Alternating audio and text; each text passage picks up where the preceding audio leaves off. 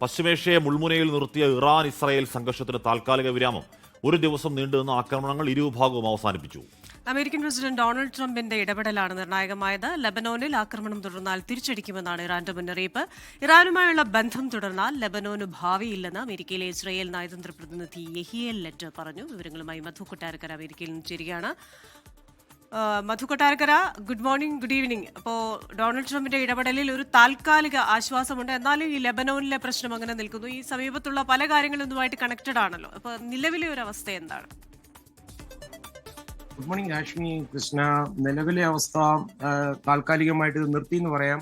Iran തന്നെ പറഞ്ഞിരിക്കുന്നത് ഇസ്രായേലിന് നേരെ നടത്തി വന്ന ആക്രമണങ്ങൾ താൽക്കാലികമായിട്ട് അവസാനിപ്പിച്ചു എന്നാണ്. എന്നാൽ അവരൊരു കാര്യം പറയുന്നുണ്ട്, ലെബനനിലോ അല്ലെങ്കിൽ ഇറാന്റെ മണ്ണിലോ ഇസ്രായേൽ വീണ്ടും ഒരു ആക്രമണം നടത്തിയാൽ വളരെ ശക്തമായിട്ട് തിരിച്ചടിക്കുമെന്നാണ് പറയുന്നത്. അതേസമയം ഡൊണാൾഡ് ട്രംപിന്റെ പ്രതികരണം വന്നിട്ടുണ്ട്. അതായത് ഇറാൻ ഇനി ഒരു തെറ്റ് ആവർത്തിക്കില്ല, ഇസ്രായേലിനെ വീണ്ടും ആക്രമിക്കുകയൊക്കെ ചെയ്താൽ പിന്നെ അത് ഈ നയതന്ത്ര ചർച്ചകളെയെല്ലാം അതിന്റെ ഗതി തന്നെ മാറ്റുമെന്നാണ് പറയുന്നത്. ബെഞ്ചമിൻ നെതന്യാഹുവും പറഞ്ഞിരിക്കുന്നത് ഇറാൻ ഇനി ആക്രമിച്ചാൽ വളരെ ശക്തമായിട്ട് തിരിച്ചടിക്കുമെന്നാണ് പറഞ്ഞിരിക്കുന്നത്.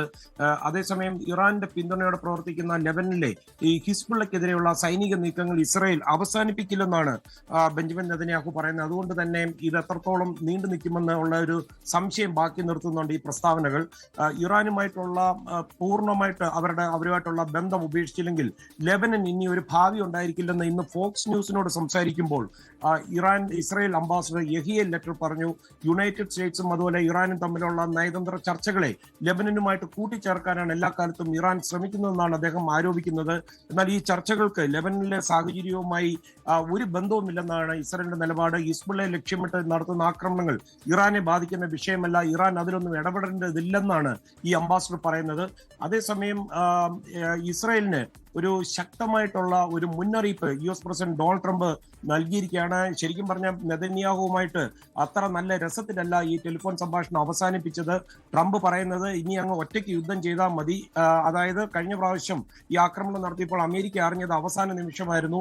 അത് മാത്രമല്ല 2 ആഴ്ചക്കുള്ളിൽ ഇറാനുമേൽ ഒരു സമ്പൂർണ്ണ വിജയം പ്രഖ്യാപിക്കുമെന്നും ട്രംപ് പറയുന്നു. ഇറാനുമായിട്ടുള്ള ചർച്ചകൾ തുടരുകയാണ്, അമേരിക്ക ആവശ്യപ്പെട്ടതെല്ലാം തയ്യാറാണ് അവർക്ക് നൽകാൻ. അത് മാത്രമല്ല ആണവായുധം നിർമ്മിക്കില്ലെന്നുള്ള ഉറപ്പ് അവർ നൽകിയതായിട്ടും ട്രംപ് അവകാശപ്പെടുന്നുണ്ട്.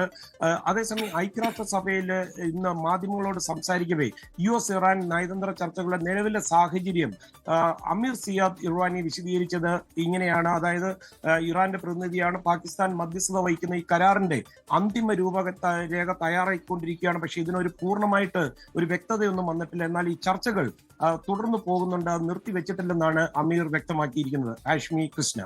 മോചോട്ടെ, ഈ ആക്സിയോസ് എന്ന് പറയുന്ന ഒരു ന്യൂസ് ഏജൻസി ഇതുമായി ബന്ധപ്പെട്ട് നിരന്തര വാർത്തകൾ ഇപ്പോൾ പുറത്തുവിടുന്നുണ്ടല്ലോ. അപ്പോൾ പോയ ദിവസം വാർത്ത പുറത്തുവിട്ടത് ഈ പറയുന്ന എന്താണ്, ട്രംപ് നമ്മുടെ നെതന്യാഹുവിനെ വിളിച്ച് വളരെ PC ജോർജ് സ്റ്റൈലിൽ സംസാരിച്ചു എന്നുള്ളതായിരുന്നു. ഇന്നലെ അവർ പുറത്തുവിടുന്ന വാർത്ത ഇസ്രായേലിനെ വിളിച്ച് ഇറാനും മേലിന് ആക്രമണം നടത്തിപ്പോരുത് എന്ന താക്കീതിൽ ശകാരത്തിൽ ട്രംപ് പറഞ്ഞു എന്നുള്ളതാണ്. ഇസ്രായേലിന് സമാധാനം പോലും അത്ര കണ്ടം കൊണ്ട് താല്പര്യമില്ലെന്ന് തോന്നുന്നു മോചേട്ടാ.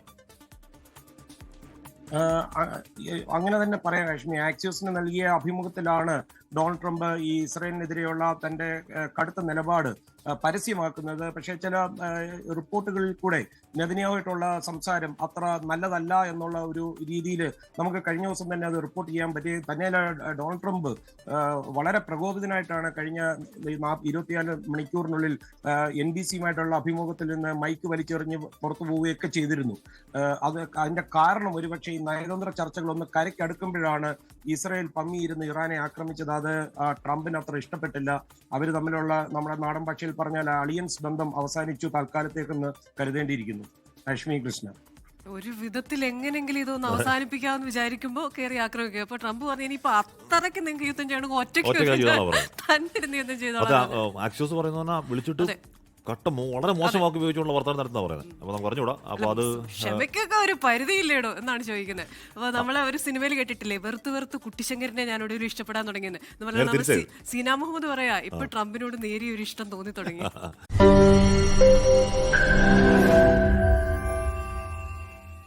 ലോകത്തെവിടെയായാലും ഏത് സമയത്തും 24 വാർത്തകളും ഓഗ്മെന്റഡ് റിയാലിറ്റി പാക്കേജുകളും എക്സ്പ്ലെയിനറുകളും വിശദമായി കാണാൻ ഞങ്ങളുടെ YouTube ചാനൽ നിങ്ങൾക്ക് സബ്സ്ക്രൈബ് ചെയ്യാം.